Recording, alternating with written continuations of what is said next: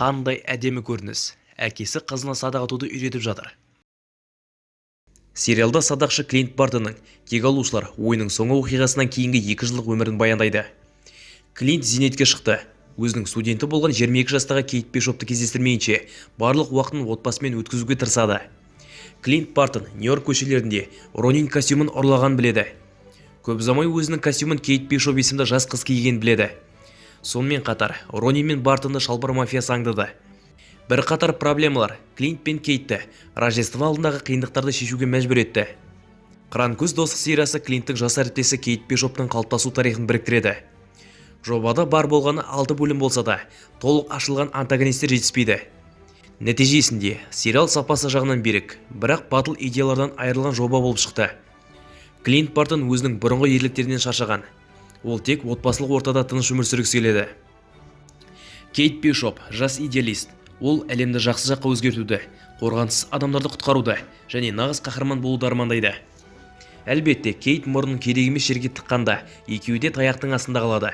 Содан кейін Клинт қызды қорғауға шешім қабылдайды. Джереми Рейнер әрқашан өзінің орнында және зейнетке шығуды армандайтын әмбебап кек алушының рөлін оңай сомдап шықты. Жобада өзгерген жалғыз нәрсе жас рейтинг. Сериалда жаудың қанын төгуге қатаң тыйым салынған. Қатыгездік пен төбелестің басым көпшілігі мультфильмге ұқсайды. Экранда өзінің керемет динамикасын сақтайтын Кейт пен Клинт Бартон арасындағы байланыс. Кейт пен Клинт бірте-бірте бір-бірін түсініп, садақшыға жекпе-жек техникасына қатысты жаңа нәрсені үйрете бастайды. Ауқатты отбасылардан шыққан көптеген суперқахрамандар бар, және Кейт Бишоп солардың бірі. Оның білімі Кейтке бала кезіндегі жекпе-жек өнері мен қару-жарақты үйренуге көмектескені анық. Бірақ қыран-көзді кездестірген кезде Кейт өзі өскен жоғары қоғаммен араласпай, өз бетімен өмір сүреді. Садақшы ретіндегі шеберлігінен басқа Кейт Бишоп түрлі қаруларды, соның ішінде қылыш пен таяқты, сондай-ақ гимнаст, төбелесу шеберлігі бар. Жас садақшы Кейт Бишоп Клинт Бартонның тұлғасында тәжірибелі тәлімгерге ие болып, өзін-өзі қамтамасыз ететін суперқахарман болуға ұмтылып, жылдам алға жылжуда. Кейт Бишоп сайып келгенде жаңа қыран көзге айналады. Өйткені Клинттің өзі оған Кейттің лақап атын талқылаған сахнада нұсқайды. Кейіпкер Хейли Штанфилдтың кейіпкері жас кек алушылар тобының бір бөлігі болуы әбден мүмкін. Бұған дейін команданың басқа мүшелері Marvel жобаларында пайда болған. Кид Локи, патриот бола алатын Ильяс Брэдли, Ванданың егіз балалары Викан және жылдамдық, сонымен қатар жеке шоу алатын Камала Хан. Қыран-көз сериясының басты оқиғаларының бірі Винсент Донофрионың тамаша ойнаған аты аңызға айналған зұлым Уилсон Фисктің ресми Marvel әлеміне кіріспесі болды. Netflix'тің жобалары бұрын Marvel әлемінің бір бөлігі болып саналған. Бірақ оқиғадан алыс оқшауланды. Енді атақты актер тікелей Marvel студиясына оралды.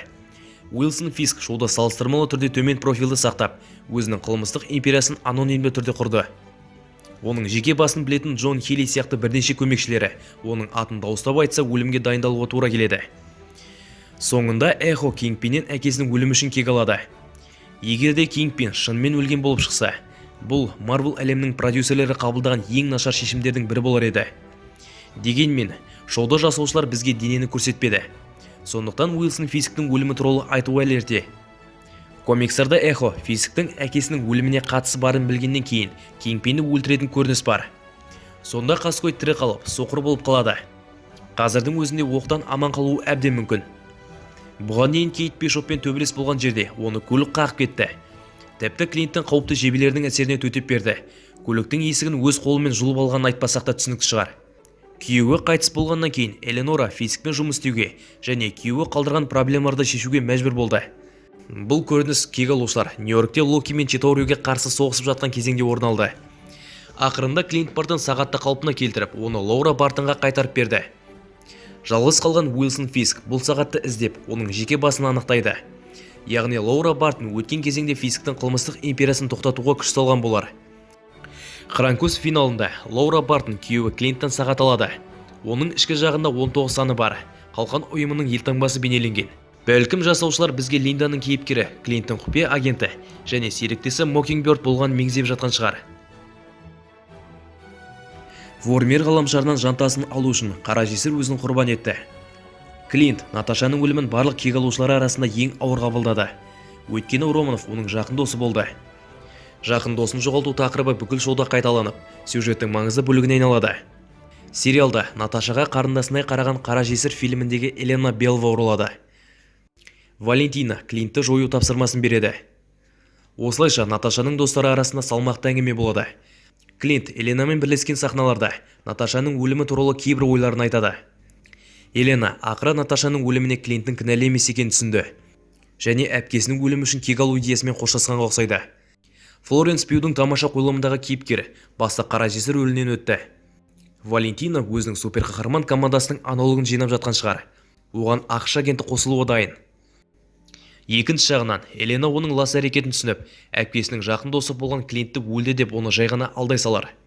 Сонда сұрақ, Елена бұдан кейін қайда барады? Оның енді жұмыс берушісі жоқ. Ол бүкіл әлемді санасы уланған қара жесірлерді тазалап, өміріндегі жалғыз жарасын емдейтін болар. Оның штаттан тыс жұмыс істеу мүмкіндігі бар, және болашақ спин-офф хикаяларында көрінуі мүмкін. Біз болашақ жобада Бишоппен көшеден кейіндегі басқа қауіпке қарсы тұру үшін қайтадан біріккенін көргіміз келеді. Алакуа Кокс өзінің актерлік дебютін Қыран-көзде жасады. Танос шерту кезінде әкесін өлтірген Ронинді аңдайтын Майя Лопес есімді жауынгер Эхо рөлін ойнады. Әкесінің өліміне бастығының осы оқиғаға қатысы барын біліп, Майя жалғыз қалған отбасына қарсы шығып, оның алдағы жеке спин-офф сериясындағы зерттеуге көп орын қалдырады. Майя Лопес Қыран-көз сюжетінде маңызды рөл атқарды және болашақта өзінің жеке сериясын алады. Шынымды айтсам, оның осы шоудағы оқиғасы Алакуа Кокстың кейіпкерінің өзінің толыққанды жобасы қажет екеніне сендірмейді. Авторлар Лопеске өтірік айтқан Кингпин сюжетін қолданып, әкесінің өліміне Ронинді кінәлі деп санады. Комикстерде Фиск оған жанкешті туралы дәл осылай өтірік айтты. Мүмкін өзінің жеке шоуында Ронин рухындағы көше сақшысы болып, қолдар немесе якудза сияқты қылмыстық топтармен күресетін шығар. Қылмыспен күресуде оған жанкешті қосылады. Майя Лопес комикстерде Ронин костюмін киген алғашқы кейіпкер болды. Сондықтан ол костюмнің өз нұсқасын кие алады. Егер де бұл орын алса, Клинттің өзі өртеп жіберген костюмді тағы да кім киіп жүргенін білу үшін Клинтті шақыру керек болар. Үлкен шыршаға құлаған сүйкімді үкі 2020 жылы Рождество күнінде Нью-Йорктың басты шыршасынан табылған шынайы өмірдегі үкіге сілтеме. Сүйкімді үкі арнайы жебемен кішірейтілген адамдар бар фургонды алып кетті. Шамасы бұл жыртқыштың кешкі асы. Бірақ бұл Рождество қарсаңында өте көңілді перспектива емес. Ең әсерлі көріністердің бірі Кейт Бишоптың бала кезінде Нью-Йорк қаласында Читаури немесе бөтен басқыншылардың шабуылын бастан кешірген флешбекте орын алды. Жарылыстан үйдің балконы қирап, қыз Старк мұнарасын көреді. Келесі сәтте Читаури әскері Кейтке шабуыл жасамақшы болады. Бірақ Қыран-көз оны жебесімен атып түсіреді. Қыз көзін жақын маңдағы ғимаратқа аударып, кек алушылар мен басқыншылар арасындағы шайқасты көреді. Жекпе-жек кадрлары 2012 жылы кек алушылар фильмінен алынған. Мұнарадағы Старк белгісінде Локидің шабуылынан Эрмен КРП қираған болатын. Алайда сериалда бұл сәтте КРП қирамаған болып шығады. Кейінірек қателік түзетілді. Кек алушылардың Читауримен шайқасы Марвел ғаламында Нью-Йорк тұрғындары үшін аңызға айналды. Клинт Бартон және оның балалары осы шайқасқа арналған Роджерс мюзиклінің Бродвейдегі қойылымына келеді. Сахнада құмырсқаның рөлін сомдаған актерді көрген Бартон ұлы мен қызына бұл қателік екенін айтады. Себебі суперқаһарман Нью-Йорктағы шайқасқа қатыспаған.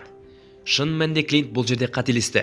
Кек алушылар ойының соңы фильмінде құмырсқа адам 2012 жылы Нью-Йорк қаласында шексіздік тастарын алу үшін уақыт машинасының көмегімен оралады. Сондай-ақ мюзиклдің кейіпкерлері Читауриді жеңгеннен кейін олар өздерін шаурмамен емдеуге болатынын айтады.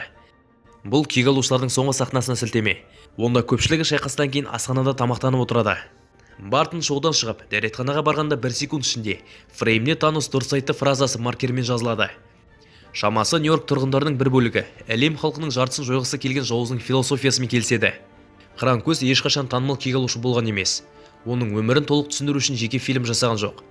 Marvel Studios мұны Disney Plus-ның көмегімен жасауға мүмкіндік алды. Клинт зейнетке шықса да, оның әлі де кек алушы екендігі туралы сұрақтар туындайды. Дегенмен Джереми Реннер Марвелдің болашақ жобаларында қайтып оралу мүмкіндігі әрқашан бар. Кек алушылар ойының соңы рекорд орнатқаннан кейін аты аңызға айналған топты қайта жинауға асықпайды. Бірақ жалғасы бастапқы мүшелерсіз өтуі мүмкін. Темір адам мен қара жесір қайтыс болды, ал Капитан Америка қарт кісіге айналды. Сонымен қатар халықтың күші енді болмауы мүмкін. Ал Тор жерді тастап галактиканы шарлап жүр. Тек қана Клинт кек алушылар 5-те соғысқа қайта алатын жалғыз кек алушы. Оның оралуы кек алушылардың келесі ұрпағына кейбір нұсқаулар мен кеңес беруі мүмкін. Клинт пен Кейт сериалда Бартон отбасылық фермасында бірге аяқтап, шытырман оқиғасы кезінде өте жақын достар болды. Кейт қазірдің өзінде Қыран-көздің үлкен жанкүйері. Тіпті Клинт сериал аяқталарда оның серіктес екенін мойындады. Егер Клинт серіктесін жалғыз қалдырып, оған қайтадан көмектеспейтін болса, Кейттің болашақта өз әрекет ету керек. Қалай болғанда да Кейт Бишоптың спин-оффы немесе Хоккейдің екінші маусымын Клинт Бартонсыз елестету қиын. Клинттің қайтарымы күткеннен әлде қайда ертерек келуі мүмкін. Өйткені дәрігер Стрэндж ессіз мультфильм фильмінде болудың мағынасы бар. Кейт Бишоппен кездесуге дейін Клинттің тәлімгер тәжірибесіне Ванда кірді. Ол өте жойқын болған Ванда Вижн оқиғаларынан кейін фильмге оралады. Ванда зұлымдық шегінде болуы мүмкін. Сондықтан Клинт жеке өміріне араласып, оны дұрыс жолға түсіруге көмектесу мүмкіндігі бар. Бұл қадам Клинт үшін қауіпті қайтаруға аз да болса көмектеседі. Сондай-ақ 4-ші кезең Клинтті құмырсқамен ара Квантумания фильмінде қайта көрсетуі мүмкін. Фильм ғаламның өзгеру туралы бірнеше рет айтылды. Жаңадан келген Джонатан Мейджорстың келесі көрінісі жаулап алушы Кангтың қорқынышты нұсқасын сомдайды.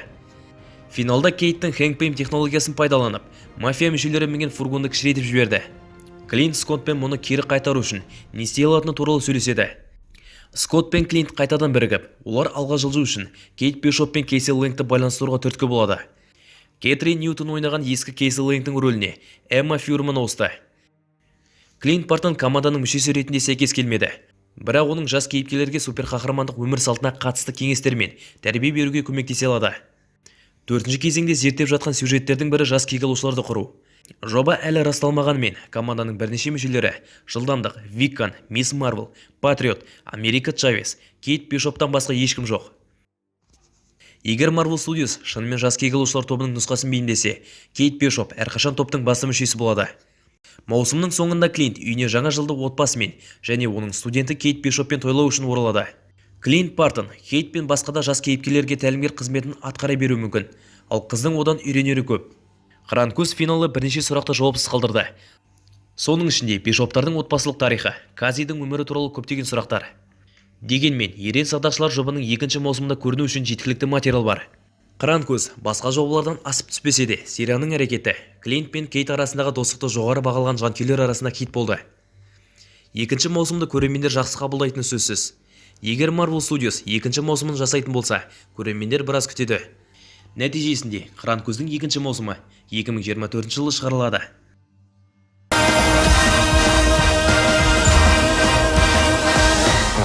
Just some Christmas.